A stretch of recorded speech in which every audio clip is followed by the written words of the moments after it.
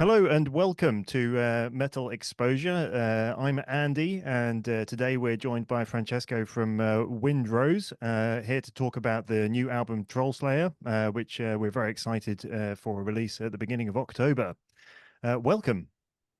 Thank you very much. Welcome, and thank you for inviting me. It's a pleasure, and I can tell you it's been a real pleasure listening to the album. I'm very lucky to have an early release of the album prior to talking to you, so I've Yeah, it's something that a lot of people would like to have, this Oh, that's privilege. for sure. That's for sure. Yeah. No, I mean it's really good because it's filled with both party anthems and sort of deeper, more serious tracks as well. So it's a really good balance. But how did when you were creating the music, how did you find that balance between fun and commercially successful songs with being true to a sort of more profound sound as well? Let's say that we just compose. We compose with the same formula. Me, Yeah. Claudio, and Federico, that are the guitar player and the keyboard player. So we have the three main instruments of the tracks because we have guitars, keyboards, and vocals. Yeah. And this formula, it's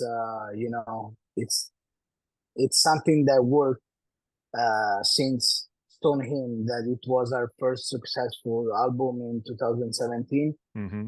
And so we never changed this formation for composing new music, because if we put another element to the table, probably the music will be different.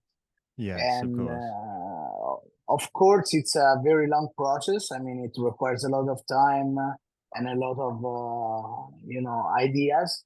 There are 80% of the time provided by the keyboard player, that it's Mm-hmm. the more experience, because of the instrument with the orchestrations and with harmonies, this kind of stuff. So we just do whatever we are living in the moment. Okay. I don't like to be the cover band, let's say, of myself. No, So no. I don't want to. I see a lot of bands, for 40 years trying to do the same and the same, trying to surf the waves that rose like 30 years ago. Yeah, I yeah. mean, it's not, in my opinion, you become like a sort of a sort of a cover band of yourself. I don't Mm. like it. So No, we exactly. Yeah. prefer to live the moment, and we found the right balance, because it's a good moment to compose music. For Mm. example, I want to make an example. If I'm talking too much, you can tell me, and That's you tell why me, you're here. You can talk as much as you shut up, like. Francesco. And I mean, for example, the Warfront, the previous album, Hmm. was a very serious album without Yes. party songs, and the people asked why, and I said, I mean, it's 2 years, 3 years that we are, confined in our apartments because Mm. of the pandemic, that we are closed, and I mean, what we were living was something more deep, more more dark, something like this. So we didn't have the inspiration for party songs. Yeah. But this time we brought back the keys of dwarf metal, let's say, uh, with more experience, Yeah. and so we had the chance, to make more balance. So, I mean, you mentioned Warfront there. That one, I believe, debuted in at the top 10 in the US current hard music albums chart. That must have given you quite a lot of pressure now when you were writing this new album to feel, okay, are we going to meet those expectations? Are we going to exceed them? How do you manage those industry expectations while maintaining your creative freedom? We just don't care, because the yes, I mean, I'm trying to talk the more polite that I can. Yeah, Okay, no, so fair enough. I appreciate that. And I mean, we don't care, because the results that you see online are all fake. Hmm. Why are all fake? I explain you why. Because if I release an album tomorrow, when there is a new album of Iron Maiden, of Metallica, let's say, no, an example, Metallica, Iron Maiden, I don't know, every big band release the album tomorrow. It means that this week, and probably also this month, I will never be even in the first 50 of the chart. Yeah. But if I release the album in a week that is without any release and without any important release, I can be the first. For example, our market number one, for sure. I mean, our markets, let's say, are usually, let's say, gas. So Germany, Austria, and Switzerland, and also USA. Another important market, USA, it's more similar to UK. So they used to go together. You know, when you are having success in UK, you work also in USA. But nowadays it's changing this stuff. That's right. In USA, there is so much people that everything can have an audience. You know, so the thing is that we don't choose the release date of the album. So even if the album is top notch, we can make anything if that in that week it will be released like 10 pop singers in Germany. So if it happens, it means that we will not be in the first 10 of Germany. So when you see bands that they have like 100, 200,000 listeners, number one in Germany. Yes, it's number one in Germany because they released the album when nobody was releasing it. So it's like running alone in a match and you arrive first. It's normal. You are the only one.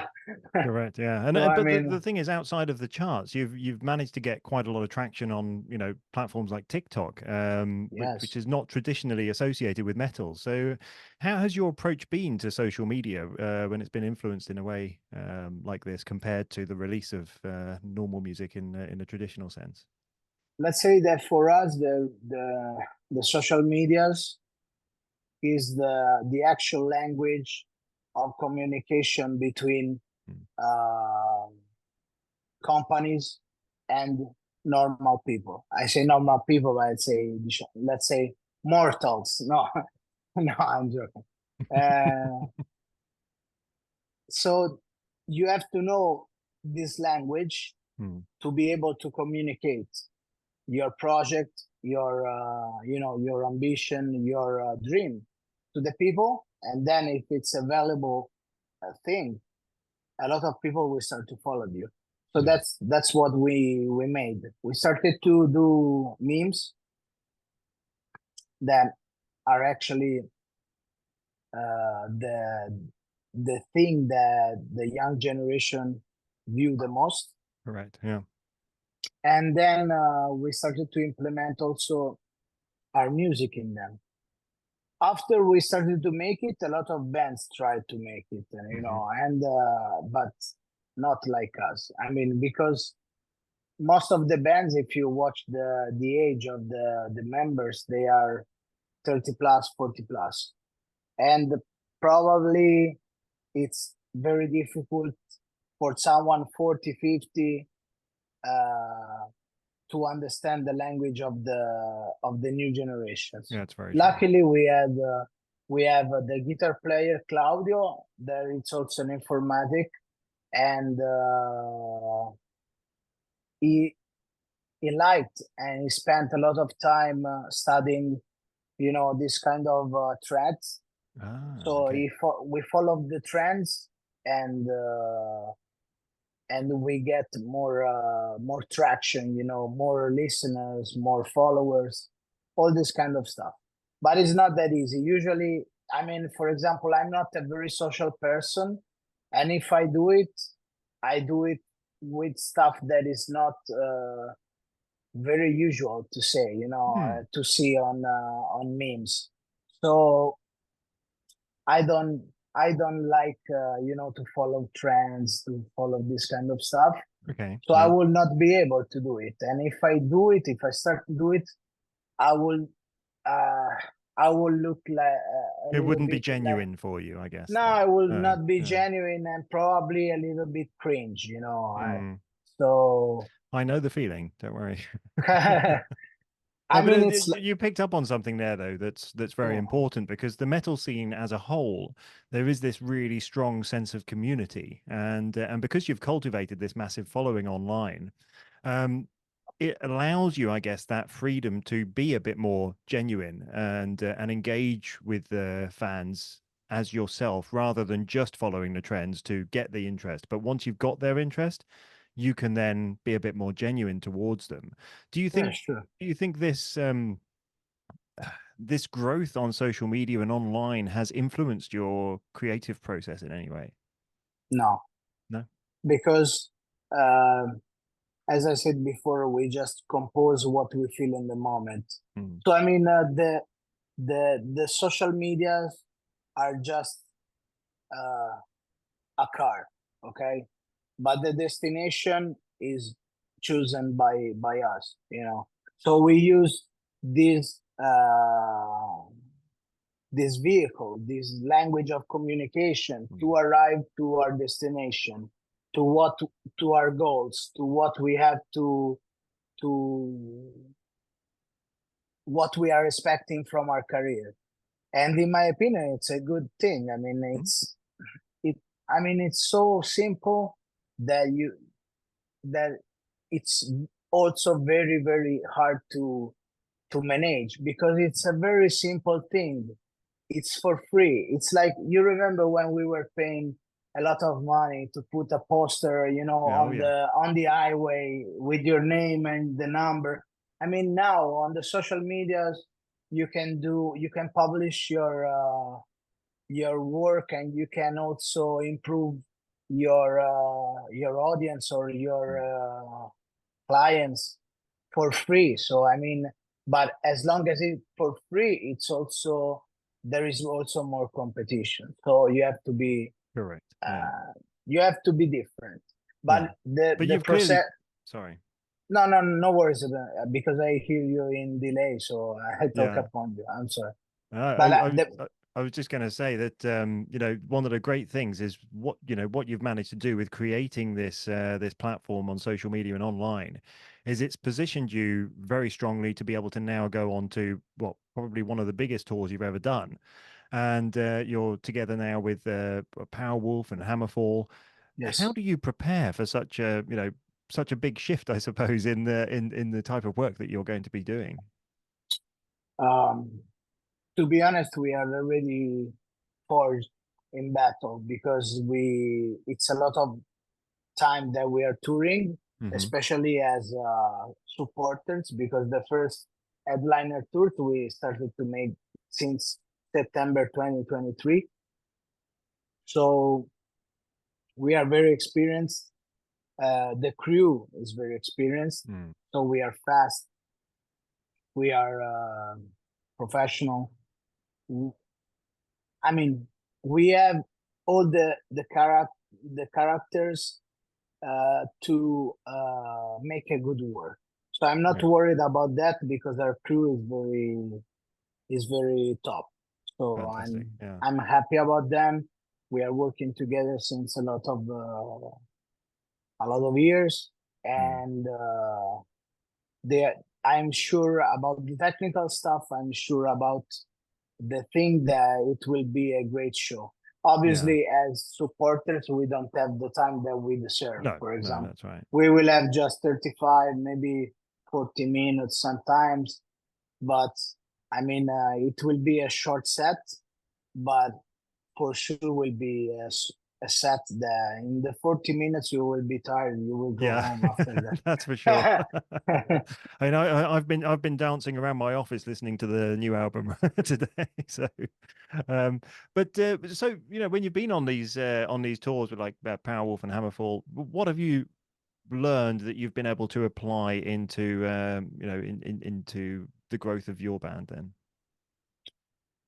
For sure, we can see how a better organized bands Hmm. and bigger bands work so we can understand what we will need in the future and comprehend, also how is the mechanics of preparing a show, of a stage change, but with multiple elements, not just the Hmm. instruments, but Hmm. also props and stuff.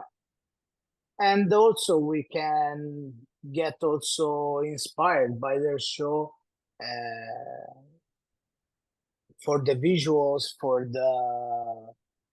the props that they use, Yeah. for the ideas that they have, or the technical machines that they have on stage, like fog or flames or Hmm. this kind of stuff. So in my opinion, you have always to see and the most the strongest competitors, let's say, Hmm. because at the end they are competitors. We I are in suppose the so. same Yeah, business, that's right. and even if we don't compete with anyone, we don't care. I mean, we make our way and that's it. Hmm. But obviously, but I see them in the business, and I want to be like them Yeah. or more, even. Why not? So Yeah, if that's right. I want to have, if I want to become like them or more, I have to learn from what they do. Correct. Their Yeah. the stuff that I don't like from them, and also the stuff that I like from them, to implement them in my show. Yeah. And doing like this, you always play with a lot of bands. Hmm. You see, and then you learn and you improve your skill. Yeah, Uh, that's right. So, la, and la, you evolve as a band, don't you? And yeah, sure. you grow together. Speaking of evolutions, your music is deeply rooted in the sort of the lore and imagery of dwarves. How do you approach evolving your sound and the themes around your upcoming albums and live events whilst staying true to that identity? Let's say that if you want, I can tell you the whole story. I mean, the Yeah, whole we have a few process. minutes left, so you can try. Okay. Um, we started as progressive metal band, and Hmm. then in the second album we moved more to power metal. So it was power progressive metal. Hmm. The third album, it was a reflection of what we made in the second, because in the second we wrote a song that it was called "The Breed of Durin," and this song, obviously inspired by Lord of the Rings, uh, this song was sounding different. Was the guitars were like rocks, the the drums, everything, and also the vocals was different. So we say, you know what, this sounds so cool, and the people was really like that song, especially live. It was like an axe, bam, on the crowd. And then we say, you know what, we should follow more this, explore more Hmm. this rabbit hole, and then we realized that the path we were following was also something that we were very inspired of. And we made the third album, and the third album, that was a sort of, let's say, 50-50, Native Americans and dwarves, uh, inspired, but Hmm. obviously the people think that it's all doors, but I get inspiration also from other stuff. Also the music is more, there is more, a little bit of like all the Western movies and music Yeah. in the third album. But the song that the people liked the most was To Erebor. So it Hmm. was related to the dwarves. So in the fourth album we wanted to make a full album about the dwarves, and album by album, we improved the technical part, like mixing and mastering Hmm. and recordings, but also we were mastering more the way of the dwarf metal, let's say. So Superb. we improved Superb. our Yeah. way to compose, and this is the final result. Correct. And you have been evolving that whole time. But so that's the nice thing is that your evolution hasn't dropped anything of your origins. It has expanded on that, developed that, and brought Yes. that further forward. And that's really clear when you listen to Troll Slayer as well. I mean, there's a lot of fun in there, but there's a lot of depth as well. And of course, I think in a way, some of the songs now, if I recall correct, is it Rock and Stone? You got inspiration from a game Deep Rock Galactic, and Yes. so of course there's quite a lot of a crossover between the gaming world and the metal world now. Do you see that that's going to contribute more and more into future evolution as well of the band? Sure, because I personally am a gamer, so I got inspired by Mm, games since I started to compose music. And I can totally say that the choice of make a song for Deep Rock Galactic was made for the community, because the community already had like Diggy Diggy Hole as yes, of course, yeah. anthem for them. It wasn't an official anthem, so not official one, but chosen by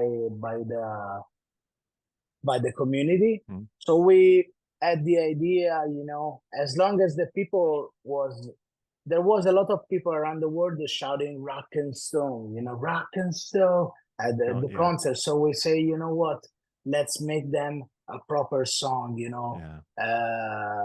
something unique. And we wanted to make this gift to them, but we can say that uh, it's a standalone song Hmm. uh, compared to the other songs of the Correct. album, Yes, because it is. it's like a sort of Diggy Diggy Hole for Winter Saga, That's right. because at the end of Diggy Diggy Hole for Winter Saga was a standalone song. Mm, I mean, from Minecraft, and this one is from another game. But yeah. anyway, I mean, we are open also to work with game developers. If our wish for the future would be to make us, like soundtracks Hmm. for also for this for a game or for this kind of stuff. So Yeah. it would be very, very interesting and also fun. Yeah, definitely. Well, lastly, before we close the call, we've got a couple of minutes left. If you could give one piece of advice to a band that's just starting out in the industry, based on your own journey and the industry's current state, what would your advice be? What do you want? Be honest, Yeah, be or honest. the Be honest. don't follow this path if you are not. Not that honest. Okay. If you have a big dream and a big ambition, like I had in the past and I have now, follow your dreams and follow your ambition, whatever it is. Even if the people tell you, no, but you will never be a rock star. They told me, you know how many times? A lot of times. I worked 15 years, 16 years in Mm. factories where they were telling me, the rock star is back from the tour. Now go to work. There is a lot of shit to do. Fuck off. So I was like, so if you have a dream, just follow it, Just go for it. chase it, but don't get deluded. Mm. Don't follow your illusions, Yeah. because there is a lot of stuff that you need to work on. First is yourself, and second is the people that is around you. If you don't have five people, let's say if you are five in the band, Mhm. that has the same dream as you have, it means that is not the right people to Correct. Yeah. to make this journey with. Maybe you will have to change a lot of persons. You will have to find the right ones. Maybe you have to fight with a friend, but who cares? Mm. It's your life. You have one life. You don't have 20 life. You have one chance to make it. And if you follow this and you work 100% for this, I'm sure that you will become famous. Yeah. Fantastic. Well, thank you very much. It's been a pleasure to talk to you, and we look forward to seeing you on tour soon. Sure, I hope so, because it would be fantastic. So thank Certainly you very will. much for inviting me, and see you next time. Take care. Bye bye.